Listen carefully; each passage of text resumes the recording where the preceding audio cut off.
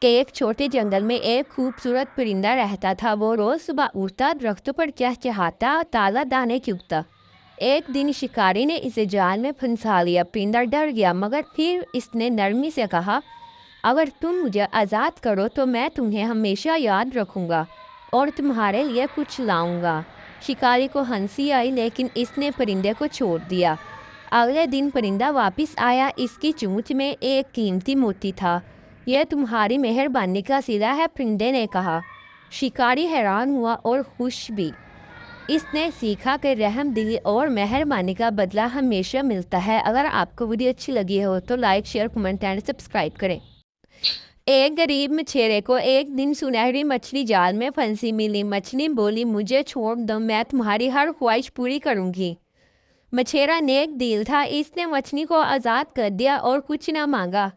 مچھلی نے خوش ہو کر اس کے گھر کو خوبصورت محل میں بدل دیا۔ جب پڑوسیوں نے یہ دیکھا تو لالچ میں آ کر سنہری مچھلی کو پکڑنے نکلے، مگر ناکام ہو گئے۔ سبق یہ ہے کہ نیکی اور قناعت کامیابی کا راز ہے، لالچ صرف نقصان دیتی ہے۔ اگر آپ کو سٹوری اچھی لگی ہو تو like, share, comment and subscribe کرنا مت بھولیے گا۔ ایک جنگل میں ایک درخت تھا، وہ بہت لالچی تھا۔ وہ ہمیشہ چاہتا تھا کہ پرندے اس پر ہی بیٹھے، بچے صرف اس کے نیچے کھیلے اور سورج صرف اسی پر روشنی ڈالے۔ دوسرے درختوں سے وہ جلن کرتا تھا۔ ایک دن آندھی آئی اور سب درخت مل کر جھک گئے، مگر لالچی درخت نے ساتھ نہ دیا۔ نتیجہ یہ ہوا کہ وہ جڑ سے اکھڑ گیا۔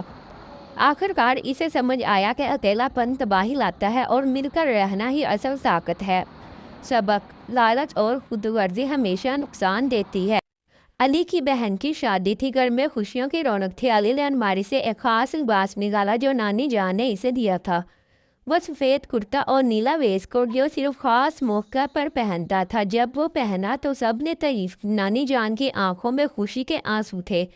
علی نے محسوس کیا کہ یہ صرف کپڑے نہیں بلکہ محبت، دعائیں اور یادیں تھیں۔ اس دن وہ فخر سے چمکتا رہا۔ وہ جان گیا کہ اصل خوبصورتی دل سے جڑی ہوتی ہے، صرف ظاہری نہیں۔ عثمان ایک غریب طالب علم تھا، مگر بہت محنتی۔ دن میں کام کرتا اور رات کو پڑھتا۔ لوگ اس کا مذاق اڑاتے، مگر وہ پھر بھی محنت کرتا۔ امتحان آئے تو عثمان نے دن رات ایک کر دیا۔ نتیجہ آیا، وہ پورے شہر میں اول آیا۔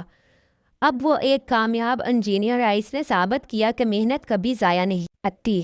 اگر عید قریب تھی، علی اور اس کی بہن فاطمہ صبح سویرے بازار گئے۔ امی کے لیے چوڑیاں اور ابو کے لیے ٹوپی اور اپنے لیے نئے کپڑے خریدے۔ سوئیاں پکائی اور فاطمہ نے مدد کی۔ رات کو سب نے مل کر کپڑے استری کیے۔ علی نے عیدی کے لفافے تیار کیے۔ آخرکار عید کا دن آیا، سب نے صاف ستھرے کپڑے پہنے، نماز پڑھی اور گلے ملے۔ اگر عثمان ایک غریب طالب علم تھا، مگر بہت محنتی۔ دن میں کام کرتا اور رات کو پڑھتا۔ لوگ اس کا مذاق اڑاتے، مگر وہ پھر بھی محنت کرتا۔ امتحان آئے تو عثمان نے دن رات ایک کر دیا۔ نتیجہ آیا، وہ پورے شہر میں اول آیا۔ اب وہ ایک کامیاب انجینئر ہے۔ اس نے ثابت کیا کہ محنت کبھی ضائع نہیں آتی۔ اگر جادوئی لباس کی کہانی۔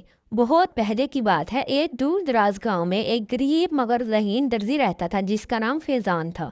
وہ پرانے کپڑوں سے حیرت انگیز چیزیں بنا لیتا تھا، لیکن کوئی اس کے فن کو نہیں سمجھتا تھا۔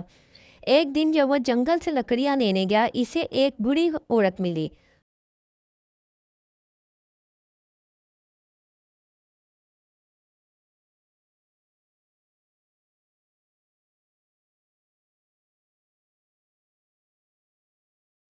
اس سے جو بھی لباس بنایا جائے گا وہ پہننے والے کی اصل خوبی اور حقیقی طاقت دکھائے گا، مگر یاد رکھنا اسے صرف نیک نیت کے لیے استعمال کرنا۔ فیضان گھر آیا اور اس سے کپڑے سے ایک خوبصورت کوٹ سیا۔ جب اس نے اسے پہنا اور اپنے اندر کی ہمت، مہربانی اور ہنر نظر آنے لگا، پھر جب اس نے گاؤں کے ظالم سردار کو اس جادوئی کوٹ کی مدد سے شکست دی، تب سب لوگوں نے اس کی عزت کرنا شروع کر دی۔ آخرکار فیضان ایک مشہور دردی بن گیا، مگر اس نے کبھی غرور نہیں کیا۔ وہ جانتا تھا کہ اصل جادو نیت اور محنت میں ہے۔ اگر آپ کو سٹوری اچھی لگی ہو تو like, share, comment and subscribe کریں۔ اگر آپ اپنی ماں سے پیار کرتے ہیں تو ویڈیو کو لائک کریں، اگر باپ سے کرتے ہیں تو سبسکرائب کریں۔